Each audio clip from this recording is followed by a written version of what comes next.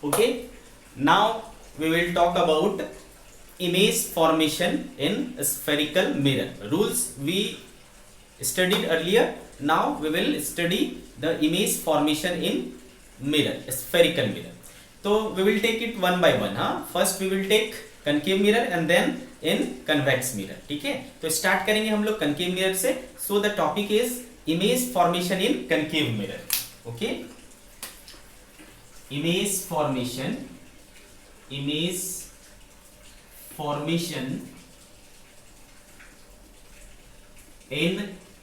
concave mirror. ठीक है, image formation इन concave mirror. Concave mirror में देखो एक खास बात होती है, और वो क्या है कि अगर मैं ये कंकेव मिरर की बात कर रहा हूं तो ये रहा भाई मेरा कंकेव मिरर, और ये हो गया इसका पोल, ये हो गया इसका प्रिंसिपल एक्सिस, ये इसका होता है फोकस, ये होता है इसका सेंटर ऑफ कर्वेचर. ठीक है, तो ये जो मिरर है, मिरर के फ्रंट में कुछ कुछ स्पेसिफाइड पोजीशन है, फोकस है, सेंटर ऑफ कर्वेचर है, ऐसे स्पेसिफाइड पोजीशन है. ठीक है, इधर बहुत दूर चले जाएंगे बेटा, बहुत दूर चले जाएंगे तो इधर क्या हो जाएगा, इनफाइनाइट हो जाएगा. सेंटर ऑफ कर्वेचर है, फोकस है, तो अपन क्या कर सकते हैं, रेफरेंस ले सकते हैं इनका. तो हम बोल सकते हैं कि भाई इन्फिनिटी पर है ऑब्जेक्ट हमारा, सेंटर ऑफ कर्वेचर के पीछे है ऑब्जेक्ट हमारा, सेंटर ऑफ कर्वेचर के ऊपर है ऑब्जेक्ट, फोकस और सेंटर ऑफ कर्वेचर के बीच में है, फोकस और पोल के बीच में है. तो ऐसे अपन क्या कर सकते हैं बेटा, अलग अलग पोजीशन हम स्पेसिफाई कर सकते हैं. ठीक है, तो वन बाय वन कहां पर रखने से क्या क्या बनेगा इसको अपने को पढ़ना है. तो we will start from case number 1. Case 1 क्या है बेटा, केस 1 जब हम ऑब्जेक्ट को कहां रखेंगे, इन्फिनिटी पर. When object is placed at infinity. When object is placed at infinity. आ रही बात समझ में? When object is placed at infinity, तब फिर हमारा इमेज कहां बनेगा, कंकेव मिरर का केस है. ठीक है, तो बेटे क्या करना है आपको, सबसे पहले जब भी ऑब्जेक्ट जो है इन्फिनिटी पर होता है बेटा, तो वहां से जो रेज आ रही होती है, जैसा कि मैंने बोला कम से कम 2 रेज आपको लेना है, 2 रे इंसिडेंट कराना है. तो रे जो आएंगी वहां से, कहां से, इनफाइनाइट वाले ऑब्जेक्ट से, हमेशा क्या रहेंगे, पैरेलल रहेंगे. आप इसको दूसरे शब्दों में इस तरीके से बोल सकते हो कि अगर 2 रेज पैरेलल आ रहे हैं तो समझ जाओ कि ऑब्जेक्ट कहां पर है, इन्फिनिटी पर है. कहां पर है, इन्फिनिटी पर है. तो इसको हम लोग अलग अलग तरीके से बना सकते हैं. ठीक है, एक तरीका होता है बेटा कि एक लाइट रे मान लो मैंने ऐसा लिया और एक लाइट रे मान लो मैंने इस तरीके से ये करा. ठीक है, तो दोनों रेज देखो पैरेलल चल करके आ रहे हैं, लेकिन प्रिंसिपल एक्सिस के पैरेलल नहीं है क्या, प्रिंसिपल एक्सिस के पैरेलल नहीं है. तो क्या होगा बेटा, ये देखो, ये जो है आफ्टर रिफ्लेक्शन यहां पर आकर के इस तरीके से क्या होगा, मिल जाएगा. तो आपको जैसा कि पता है बेटे कि रिफ्लेक्शन के बाद जिस पॉइंट पर है ना रेज मिलते हैं, उस पॉइंट पर क्या बन जाता है, हमारा इमेज बन जाता है. तो यहां पर क्या फॉर्म हो जाएगा बेटा, इमेज फॉर्म हो जाएगा, और इमेज कुछ इस तरीके से होगा. ठीक है, इमेज कुछ इस तरीके से होगा. कहां पर बना देखो बेटा इमेज, तो फोकस पर बना. तो कई बुक में आपको पहले केस के लिए, यानी when object is placed at infinity के लिए, इमेज का फॉर्मेशन इस तरीके से दिखाया रहेगा. ठीक है, जब भी आप इमेज किसी केस में बनाओगे बेटा, तो उसकी 3 बातें आपको पता होनी चाहिए कि हमारा इमेज कहां बन रहा है, उसका नेचर क्या है, उसका साइज क्या है. ठीक है, तो इसको अपन प्रॉपर्टीज बोल सकते हैं, प्रॉपर्टीज ऑफ इमेज. इस कंडीशन में जो इमेज बना है उसकी प्रॉपर्टीज क्या क्या होंगी. तो पहला प्रॉपर्टी बेटा आप उसका पोजीशन बताएंगे. तो बेटे आप देख करके बता सकते हो कि पोजीशन कहां रहेगा, फोकस पर, तो एट एफ. ठीक है, दूसरी चीज जो है आप बता सकते हो वो है उसका नेचर. ठीक है, नेचर. ओके, तो नेचर क्या है बेटा, मैं आपको बोला हूं अगर सच में रेज मिलता है, रिफ्लेक्शन के बाद रेज अगर रियल में मिल रहे हैं, तो जो इमेज बनेगा वो रियल इमेज बनेगा. या फिर इसको दूसरे तरीके से ऐसे समझ सकते हो कि अगर मिरर के फ्रंट में बन रहा हो तो हमेशा रियल इमेज होगा, और अगर मिरर के पीछे बन रहा है तो हमेशा वर्चुअल इमेज बनेगा। तो अभी क्या बन रहा है बेटा, मिरर के सामने बन रहा है तो ये कैसा होगा, रियल इमेज होगा। ठीक है बेटे, तो this is real image. Nature कैसा है बेटा, रियल इमेज है। और क्या देखो, नीचे क्या बोलते हैं, मिरर सॉरी प्रिंसिपल एक्सिस के ऊपर बने तो सीधी, और प्रिंसिपल एक्सिस के नीचे बने तो उल्टी, यानी इन्वर्टेड। तो इमेज क्या कैसा है बेटा, इन्वर्टेड है, रियल एंड इन्वर्टेड। ठीक है बेटा, रियल एंड इन्वर्टेड। ठीक है, तो नेचर कैसा है, रियल एंड इन्वर्टेड। तीसरी चीज क्या है बेटा, साइज। तीसरी चीज क्या है, साइज। तो इसमें जो साइज होती है इमेज की, देखो वो क्या है, बहुत ही छोटी सी है। ठीक है, तो हाईली डिमिनिश्ड, क्या बोलेंगे बेटा, बहुत ही छोटा, हाईली डिमिनिश्ड। क्लियर है, साइज कैसी रहेगी, हाईली डिमिनिश्ड, बहुत ही छोटा। तो ये रहा बेटा, जब भी हमारा ऑब्जेक्ट इन्फिनाइट पर रहेगा, इमेज कैसा बनेगा, फोकस पर बनेगा, रियल एंड इन्वर्टेड बनेगा, और साइज क्या रहेगी, बहुत छोटी रहेगी। तो एक तो आप इस तरीके से बना सकते हो, कई बुक में दूसरे तरीके से भी इसको बनाया रहता है, तो कोई परेशानी की बात नहीं है, मैं उसको भी मेंशन कर देता हूं। तो देखो बेटा, दूसरा जो रहता है कुछ इस तरीके से रहेगा, प्रिंसिपल एक्सिस। तो बेटा जैसा कि मैंने बोला, अगर इनफाइनाइट पे है तो रेज कैसे आएंगे, पैरेलल आएंगे। तो ये देखो पैरेलल रेज आई, ये देखो पैरेलल रेज आई, और कहाँ मिलेगा, फोकस पर मिलेगा। ठीक है, कहाँ पर मिलेगा, फोकस पर मिलेगा, रिफ्लेक्शन के बाद। ठीक है बेटे, तो जहां पर मिला, फोकस पे मिला, तो फोकस पे क्या बन गया, हमारा इमेज बन गया, है ना, फोकस पर मिल गया तो इमेज बन गया। तो इस तरीके से भी दिखाएगा। तो पोजीशन क्या होगी बेटा, एट एफ, नेचर क्या हो जाएगा, रियल एंड इन्वर्टेड, साइज क्या हो जाएगा बेटा, हाईली डिमिनिश्ड, या फिर पॉइंट साइज, पॉइंट साइज का बनेगा, बहुत ही छोटा पॉइंट साइज का बनेगा। क्लियर है, तो ये हो गया बेटा केस नंबर 1, जब ऑब्जेक्ट कहाँ रहेगा, इन्फिनिटी पर रहेगा। अब ये सवाल उठता है बेटा कि इन्फिनिटी का मतलब क्या होता है, इन्फिनिटी का मतलब क्या हजारों किलोमीटर दूर ही है, नहीं, ऐसा नहीं है। यहाँ पर इन्फिनाइट कहने का मतलब है एक रिलेटिव टर्म है। क्या रिलेटिव टर्म, अगर फोकस से दूरी बहुत ज्यादा है, फोकस के रिस्पेक्ट में, फोकल लेंथ के रिस्पेक्ट में अगर डिस्टेंस काफी ज्यादा है, जैसे कि मैं बोलता हूं कि मेरे मिरर का फोकल लेंथ 10 सेंटीमीटर है और मैं उसको 100 मीटर पर या 10 मीटर पे रख दिया, तो 10 मीटर की तुलना में 10 सेंटीमीटर क्या है बेटा, बहुत छोटा। 100 मीटर की तुलना में 10 सेंटीमीटर क्या है, बहुत छोटा। तो इस केस में वो क्या हो जाएगा, इन्फिनाइट हो जाएगा, इन्फिनाइट कंसीडर किया जाएगा। और वैसे केस में जो आपका इमेज बनेगा कुछ इस तरीके से बनेगा, जिसका नेचर कुछ इस तरीके से रहेगा। ठीक है, तो ये हो गया बेटा case number 1। Now we will talk about case number 2।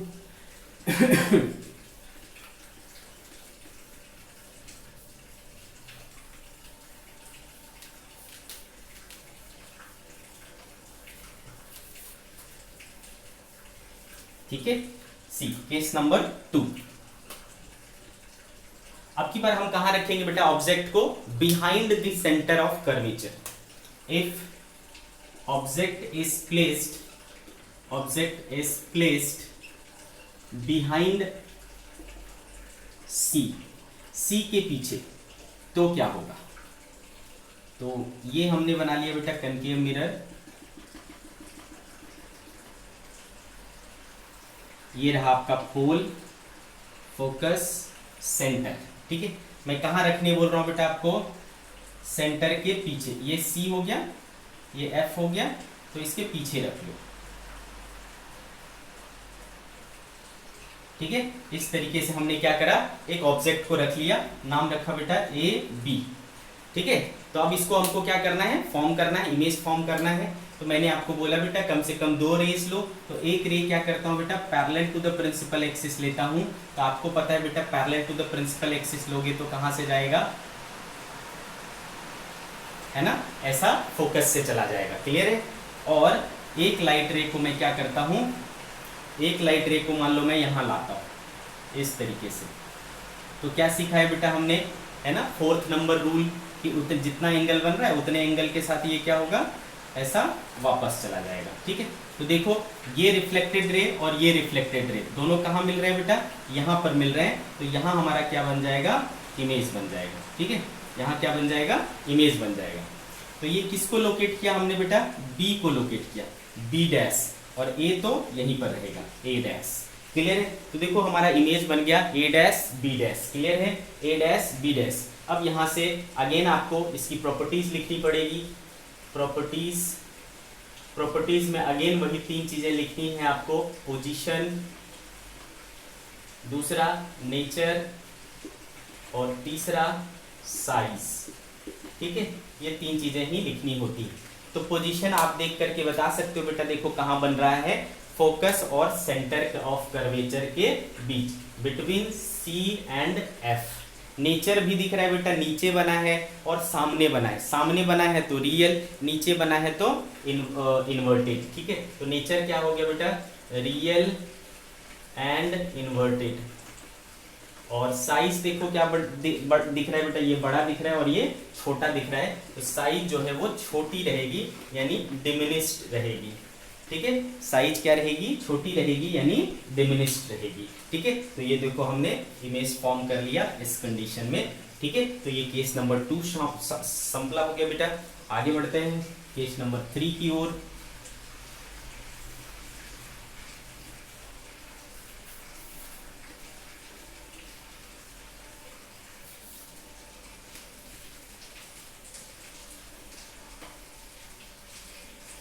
ठीक है, केस नंबर 3। अब क्या करें बेटा, ऑब्जेक्ट को हम लोग रख देते हैं सेंटर ऑफ कर्वेचर पर।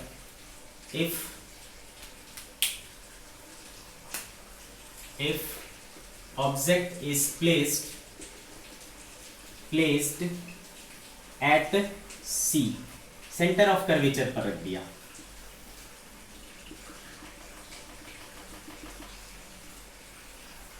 ये हो गया बेटा पोल, फोकस और सेंटर। ठीक है, तो इस बार हमने ऑब्जेक्ट को कहाँ रखा, यहीं पर रखा है। ठीक है, कहाँ पर रखा, यहाँ पर, ए और बी इसका नाम है। तो अगेन बेटा अपने को क्या करना पड़ेगा, दो रे लेने पड़ेंगे। एक को लिया parallel to the principal axis, तो ये क्या हो जाएगा बेटा,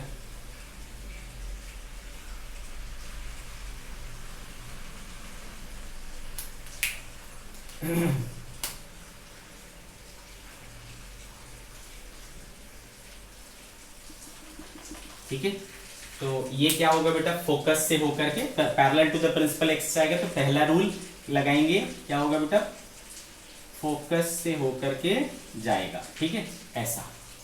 ओके, नाउ एक और रूल लगाएंगे बेटा। अगर मान लो ये लाइट रे मैंने इस तरीके से डाला, तो ये इतने ही एंगल के साथ क्या होगा, ऐसे चला जाएगा बेटा। ठीक है, तो देखो ये दोनों रिफ्लेक्टेड रे है ना, ये दोनों रिफ्लेक्टेड रे कहाँ मिला बेटा, यहाँ मिला, तो यहाँ मेरा क्या बन जाना चाहिए, इमेज बन जाना चाहिए, ए डैश बी डैश। तो देखो ये मेरा इमेज बन गया ए डैश बी डैश। क्लियर। तो अब देखो बेटे, अगर आप गौर से देखो तो पोजीशन क्या दिख रहा है, सी पर ही दिख रहा है, जहां ऑब्जेक्ट रखा है आपने वहीं पर आपका इमेज बन रहा है, एट सी। ठीक है, नेचर कैसा दिख रहा है बेटा, अगेन आपका क्या है, रियल एंड इन्वर्टेड। ठीक है, साइज कैसा दिख रहा है बेटा, सेम साइज बनेगा। ठीक है, same size, okay, same size का बनेगा। क्लियर है। तो ये हो गया बेटे if object is placed at C. ठीक है, आगे बढ़ते हैं नेक्स्ट। अब हम क्या कर सकते हैं बेटा, ऑब्जेक्ट को इन दोनों के बीच में रख सकते हैं, यानी फोकस और सेंटर ऑफ कर्वेचर के बीच में। ठीक है, 3 केस हो गए ना, 4th केस।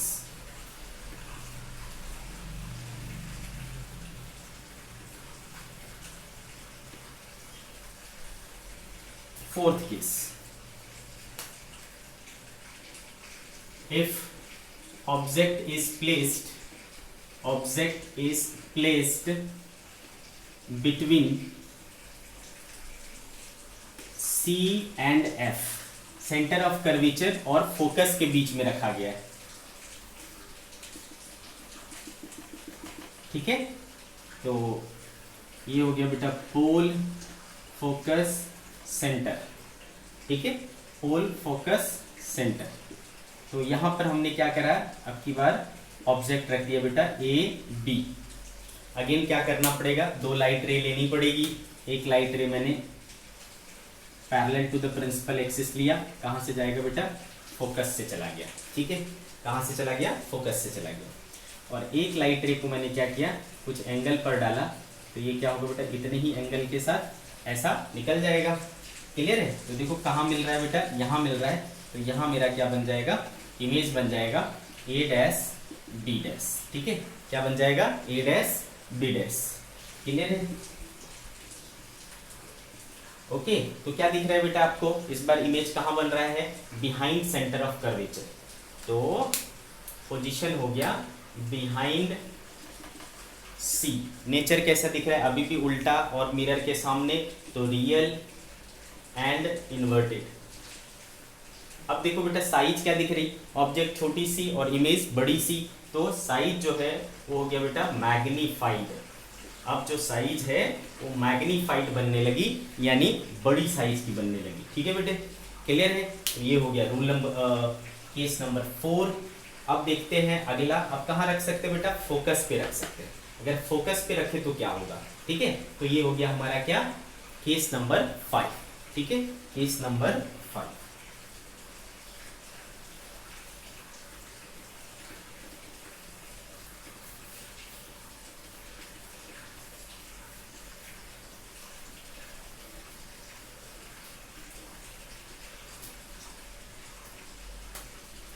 केस 5। ओके, क्या कहता है बेटा case 5, if object is placed, if object is placed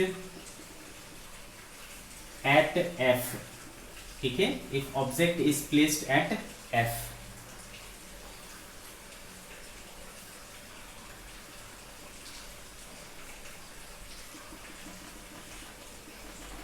ठीक है, पोल, फोकस और सेंटर। तो इस बार हमने ऑब्जेक्ट को कहाँ रखा बेटा, फोकस पे रखा।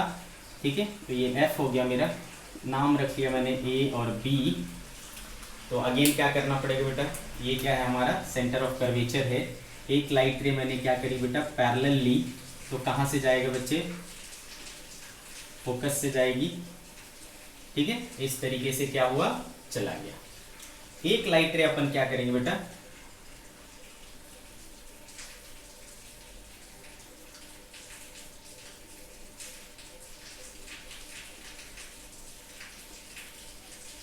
ठीक है, ये सी है, दिस इज सी। तो एक लाइट रे हमने क्या किया बेटा, ऐसे सेंटर से डाला, सेंटर से। तो आपको पता है बेटा जो सेंटर से जाती है वो क्या हो जाती है, उसी पर रिटर्न बैक हो जाती है। ठीक है ना, वो क्या हो जाता है, उसी पर रिटर्न बैक हो जाता है। तो आप क्या देखोगे बेटा, ये लाइट रे इस तरीके से चल दिया, ये लाइट रे इस तरीके से चल दिया। अब अगर आप गौर से देखो तो ऐसा लगता है कि ये दोनों तो पैरेलल हो गए, पैरेलल हो गए तो क्या होगा बेटा, है ना, कहीं मिलेगा ही नहीं, है ना, ऐसा जाता जाएगा, तो हम मान के चलते कि बहुत दूर जाकर के कहीं पर मिलेगा, यानी कहाँ मिलेगा बेटा, इन्फिनिटी पर। तो इस बार जो इमेज बनेगी आपकी वो कहाँ बनेगी, इन्फिनिटी पर बनेगी। तो एट इन्फिनिटी। नेचर कैसा रहेगा बेटा, सामने बन रहा है तो रियल ही बनेगा, रियल एंड इन्वर्टेड। ठीक है, और साइज क्या बनेगी बेटा, बहुत बड़ा। ठीक है, highly magnified, highly magnified. Clear है, हाईली मैग्नीफाइड। तो ये रहा बेटा case number 5। Now the last case, case number 6। ठीक है, केस नंबर 6।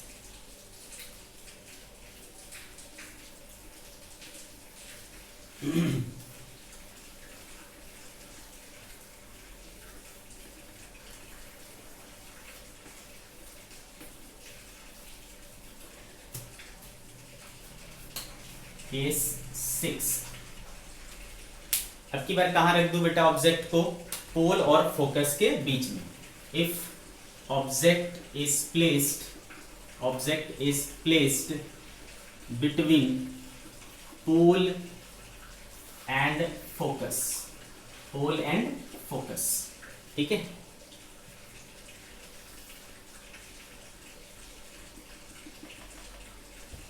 ठीक है, तो बेटे ये देखो आपका हो गया पोल, ये देखो फोकस और ये देखो सेंटर। तो इस बार हमें ऑब्जेक्ट कहाँ रखनी है, यहाँ रखनी है। तो मैंने ऑब्जेक्ट ले लिया बेटा ए बी, ठीक है, ए बी। अगेन क्या करूँगा बेटा, एक लाइट रे पैरेलल लूँगा, पैरेलल ले लिया बेटा, तो वो कहाँ से जाएगा, फोकस से जाएगा। तो ये इस तरीके से फोकस से चला गया, ठीक है, आगे बात समझ में। और एक लाइट रे में क्या करूँगा, ऐसा डालूंगा, ठीक है, सेंटर से। तो हमको पता है बेटा जो सेंटर से जाती है वो क्या हो जाती है, इसी पर रिटर्न बैक हो जाती है, तो ये ऐसा चला जाएगा, ठीक है। तो अब अगर दोनों रिफ्लेक्टेड रे को आप गौर से देखो बेटे, ठीक है, तो ये देखो क्या हो रहा है, फैल रहे हैं ना, इस तरीके से ऐसा तिरछा होता जा रहा है, ठीक है। तो ऐसे में ये कभी तो मिल नहीं पाएंगे, ऐसा बिखर रहे हैं, एक दूसरे से सेपरेट हो रहे हैं, तो इधर तो कहीं मिल नहीं सकते। जब मिल नहीं सकते और अगर मैं इधर से इन दोनों लाइट रे को आता हुआ एज्यूम करूंगा, तो मुझे ऐसा नहीं लगेगा कि ये दोनों लाइट रे जो है इधर कहीं पर से आ रहे होंगे, यानी यहाँ पर कहीं पर मिलता हुआ नजर आ रहा होगा, ठीक है बेटा। तो ये वाला जो पॉइंट हो जाएगा, यहाँ पर हमारा क्या बन जाएगा बेटा, इमेज बन जाएगा, ठीक है, लाइक दिस। तो इसको बोल दूंगा मैं ए डैश, इसको बोल दूंगा मैं बी डैश। तो देखो बेटा पोजीशन क्या हो गया इस बार, बिहाइंड द मिरर, ठीक है, पोजीशन क्या हो गया, बिहाइंड द मिरर। नेचर मैंने जैसा बोला बेटा, मिरर के सामने बने तो रियल और मिरर के पीछे बने तो वर्चुअल। तो नेचर क्या हो जाएगा बेटा, वर्चुअल, और प्रिंसिपल एक्सिस के ऊपर बने तो इरेक्ट, तो वर्चुअल एंड इरेक्ट। साइज कैसा दिख रहा है बेटा, देखो ऑब्जेक्ट छोटी थी, इमेज क्या बनी है, बड़ी बनी है, तो साइज क्या हो जाएगा, मैग्नीफाइड, बड़ी साइज, मैग्नीफाइड। क्लियर है बेटे। तो आपने सारे केसेस देख लिए बेटे, सारे केसेस है ना, जहां जहां मन किया हमने वहां वहां ऑब्जेक्ट रखा। तो पहले आपने क्या देखा, जब मैं बहुत दूर रखता था तो इमेज कहाँ बनता था बेटा, फोकस पे बनता था।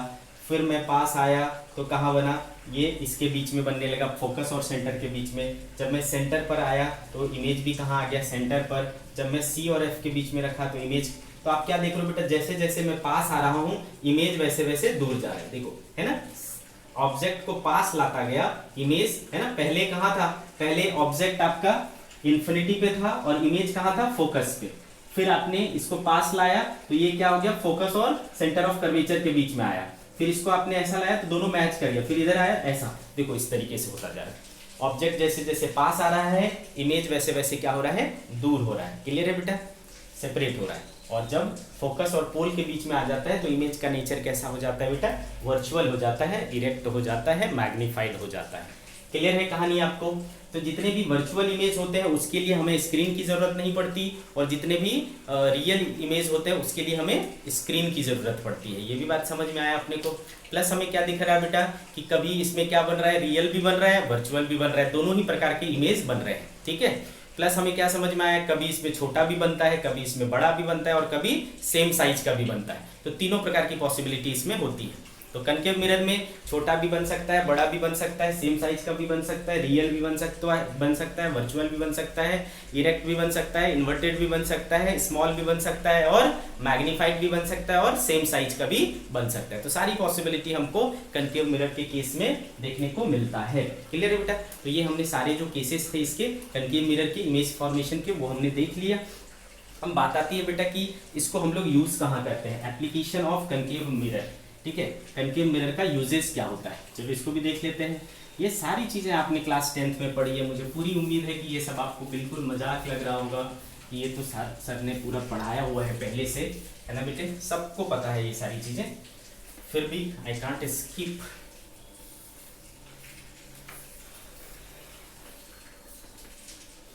Uses of concave mirror, uses of concave mirror, ठीक है बेटे।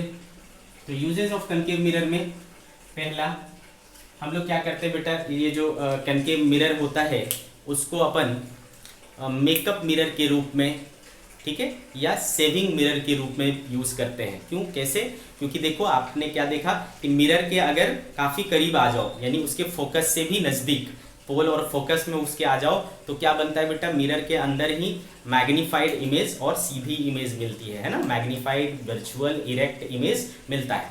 तो आपकी जो ये है फेस है, फेस का एक एक पार्ट जो है अच्छे से क्लैरिटी के साथ बड़ा होकर के, मैग्नीफाई होकर के दिखेगा। तो आप अच्छे से उसको क्या कर सकते हो, मेकअप कर सकते हो, सेविंग कर सकते हो, ठीक है। तो पहला हो गया इसका यूज्ड एज शेविंग मिरर और मेकअप मिरर, ठीक है।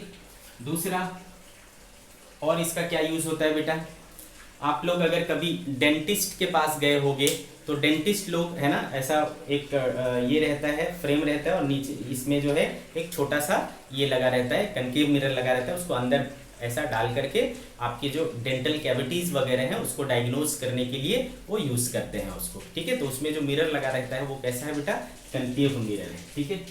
Used by dentist to diagnose dental cavities, ठीक है बेटे।